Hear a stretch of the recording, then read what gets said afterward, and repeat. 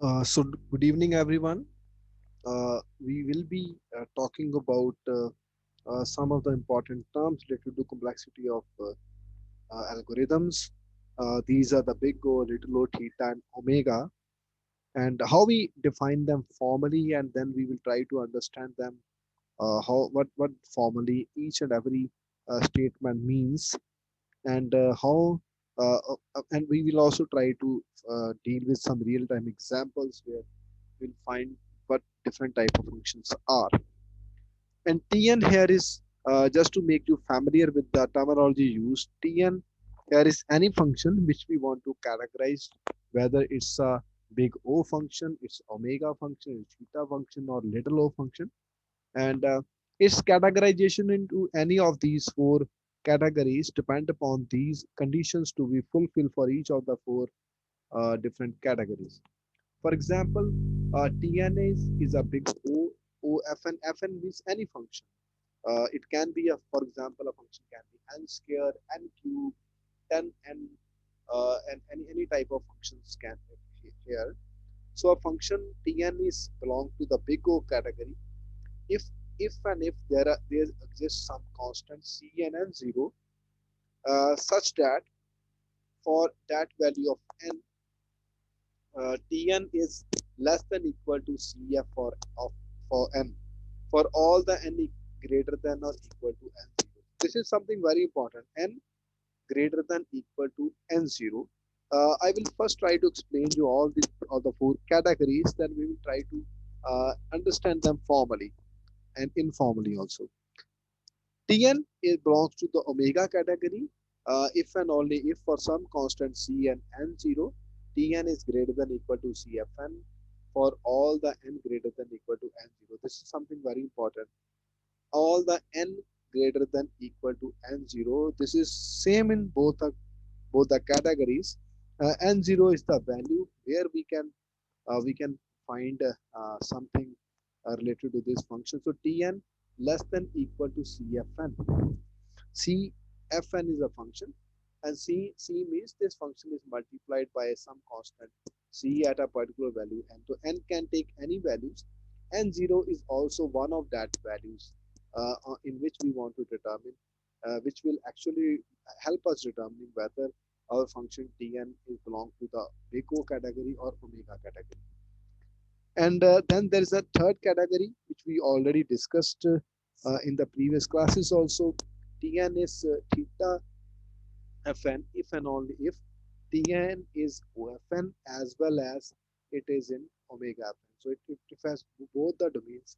And if we want to see their informal values, Tn means OFN means that Fn describes the upper bound for Tn. Upper bound means the maximum values which the Tn can take. And Tn omega Fn means they are defined the lower bound. And when we define the theta Fn, which means that the Tn is both of type OFN as well as omega Fn, means we can found describe the upper bound as well as the lower bound, means we can describe the exact bound for Tn. Means up when we are able to define the upper bound, which we are able to define the upper bound, but we are not aware about the lower bound. Okay. And when we are in the omega category, when we are trying to we are able to describe the lower bound, but we are not able to describe the upper bound. But in the theta category, we are able to describe lower bound as well as the upper bound. Okay. Tn is little o, which means that function fn is upper bound for Tn, but that Tn cannot can never be equal to Fn. So we can found the Tn, but that Tn cannot achieve the value Fn. So this is a special category of the functions, which is the little OFN functions. And let us instead of mathematical, you know, explanations, uh, what we can say in terms of the growth rate like that. In big O functions, the growth rate of Tn is less than equal to the growth rate of Fn. Means whatever the function are we are looking for, the growth of Tn is always less than equal to growth of Fn. That's because we are able to find the upper bound fn is we are able to find the upper bound, so its values of tn will always be lower than the upper bound. In the omega category, it's the things are opposite. Tn is always greater than equal to the growth rate. Means we, because fn refers to the lower bound, so every value of tn is always be greater than equal to the value of the fn, the growth rate of fn. And in this tn is equal to theta fn, the growth rate of tn will be equal to the growth rate of fn, because it belongs to both these categories. And tn is little o fn if growth rate of tn is less than the growth rate of fn. But we, as we say that equal to, it's very similar to big go, but the only difference is यहाँ पर equal to less than equal to sign है, यहाँ पर less than sign है. This function tn cannot be equal to the fn value. That's the only difference between the big go notation. So what actually big O analysis means, it sometimes confuses the students. But what is the practical application of this? This is something like a rating, as we rate some apps, rate some some things. For example, we rate some movies, for example, and this big O analysis help us in rating of the function.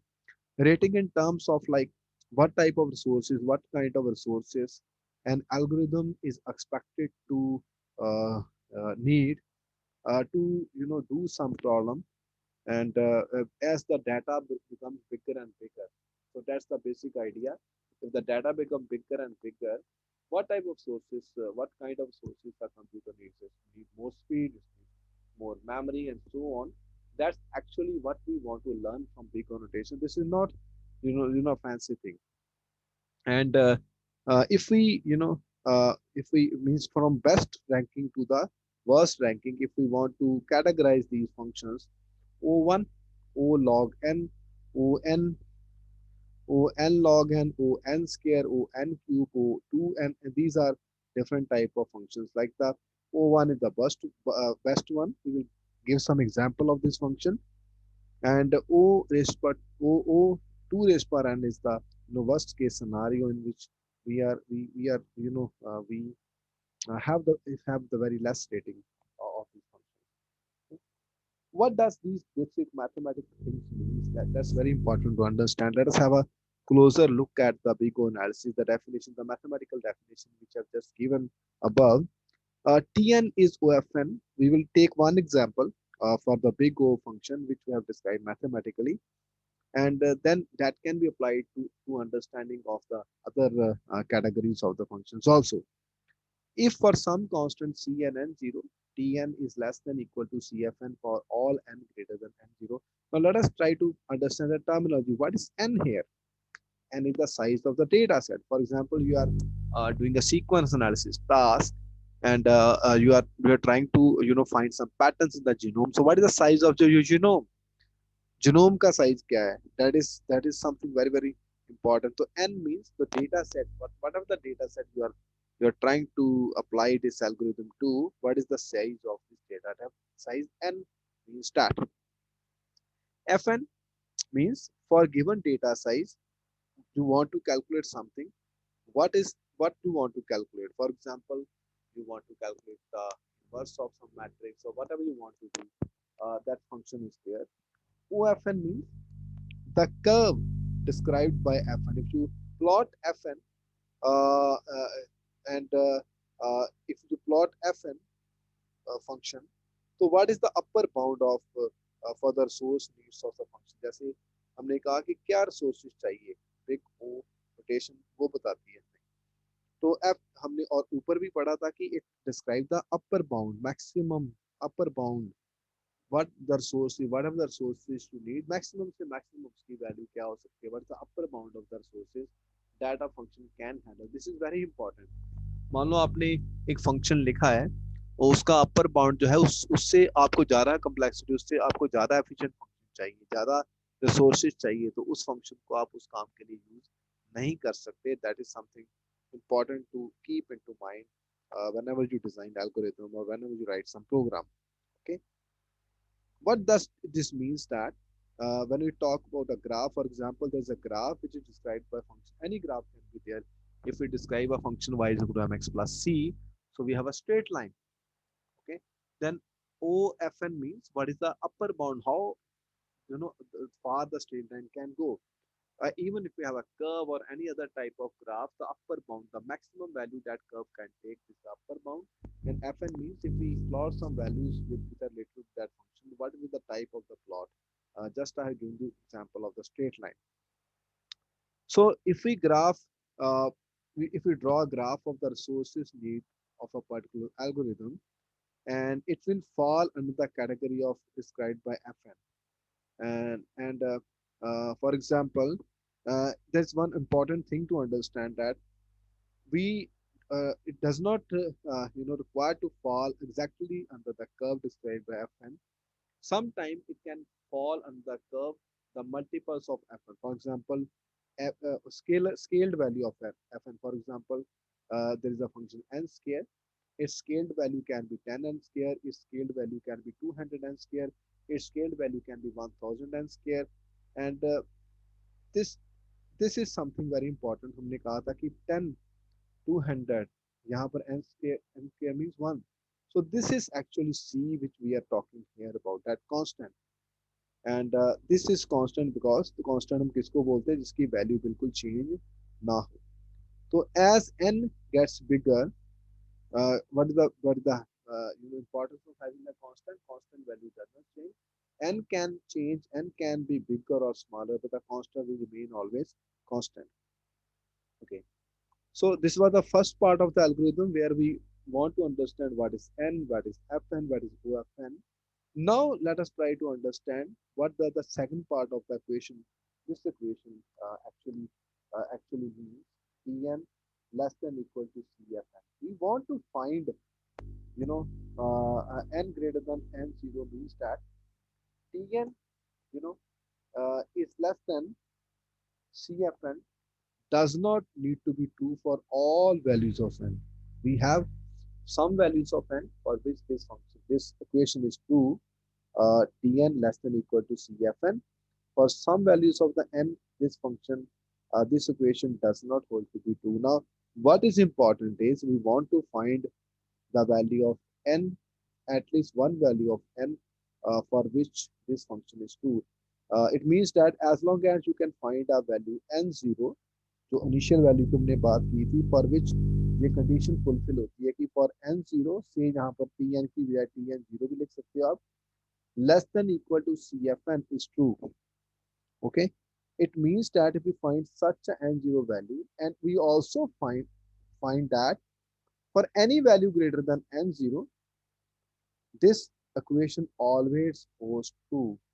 ठीक है, n larger than n0, ये जो equation है ये हमेशा true रहती है, does not becomes untrue, and such type of function is called OFN. And for theta n, this is the reverse of n. Tn is always greater than equal to Cfn. Means if we find some value n0, for which the Tn is greater than equal to Fn, then for every value less than that value, for any value of n less than n0, that Tn will always remain greater than equal to Cfn. So this is what we wanted to prove here with this notation. Okay. Now let us try to understand some more, example. We will take a very simple example here to understand the complexity. For example, there is a class of 100 students, and we have given a pen to one person, and now I want to back that pen. So there are many different ways to get the back get the pen back from that student. One way is the O is the order, you know, O is the order. For example, O n square. This is a typical type of situation in which I go to a person, any person, I can choose randomly. I go to a person, first person of a class, for example, and ask if he has a pen. Also, I ask this person about 99%, other 99%, if they have pen or so on. And this is what is called the O n square. ON means I go to individual student, first student, second, third, fourth, so and so on to 100 students and ask if they are having pen. One to one to all the students, and that function is type ON. The third one is O log n. What is very interesting, we divide the class into, for example, two groups, and then ask whether the pen is on left side or right side. For example, if we have answer on right side or left side, we will again divide that side. For example, the answer is that the pen is on left side of the group. 50-50 की group बना ली हमने. Pen is on the left side of the group. Then again we will divide the left side group into two parts, 25-25. Again ask whether in that subgroup left or right where is the pen. And we keep on repeating this person and until we found the pen. On this type of problem, when we are dividing, this is the O log n type of problem. Okay. So these are different type of examples here. Another important thing which we want to understand here that it does not always, complexity does not always mean the time taken by a program, to run a particular problem, to solve a particular problem. But more important is how many steps this program or any program or any algorithm takes to solve a particular problem. I will give you a simple example here. We can simply write a program to find the maximum of a data set. For example, uh, n numbers, maximum of the n numbers. Let take the value n to be 10 in the first set, 100 to be second set, 1000 to be the third set, and so on. In all these sets, the first problem is to find the maximum in 10 numbers out of 10 numbers, then from 100 numbers, then from 1000 numbers, then from 10,000 numbers. We can write a simple, Linux program on Fedora, and if we run this program with time command, so we will always also get the time. Okay. So you will get surprising results. Those results may vary from the results which we are discussing here, but the trend will be similar. For example, for n is equal to 10, you may get 0.5 millisecond time, and n is equal to 10,000, you may get 0.2 millisecond time. Okay, and the time may vary with respect to the machine. For example, you're working on a Windows machine and on a Linux machine, the time can be different. And even in terms of the processor, if one machine is a i3 processor and another one is i5 processor or i7 processor, the time again can vary. And another thing is if you are working on the same machine and at a different period of time, again the result can vary because at some point of time the system may be handling different operations. For example, system may be spending some time on handling the WAN, LAN, and other resources. And if the resources are not being used, that the efficiency of the system always increases, and it will have a different time. It will use different time. Okay. So uh, what is important instead, not the execution time, actual time of execution.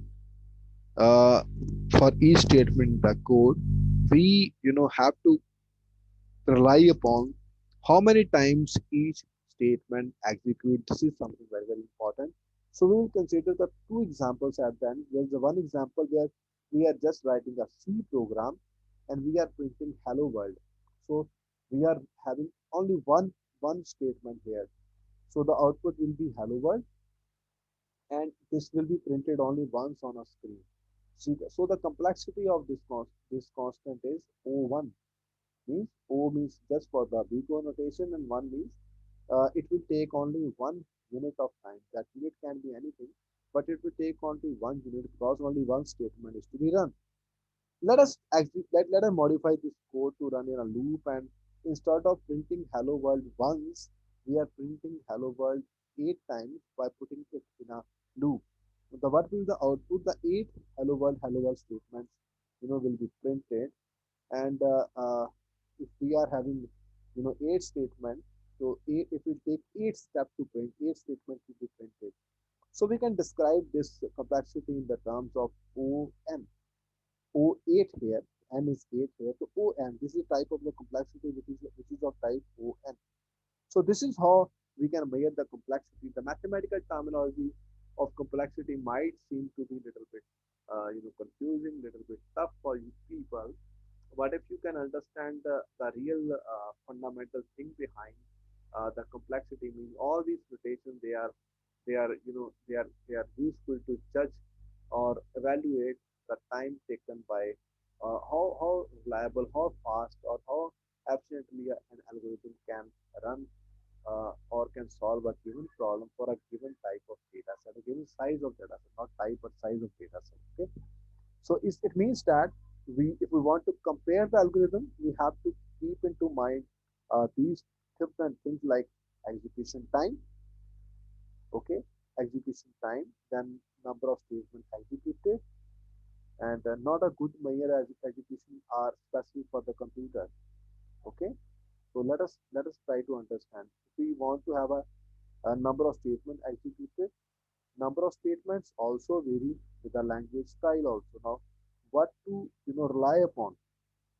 Okay, ideal solution will be assume that we express the running time of a given algorithm as a function of input size fn and compare these functions corresponding to the running time. So this is something very important to if, to compare different algorithms. If we compare this algorithm as a function of the input size, okay.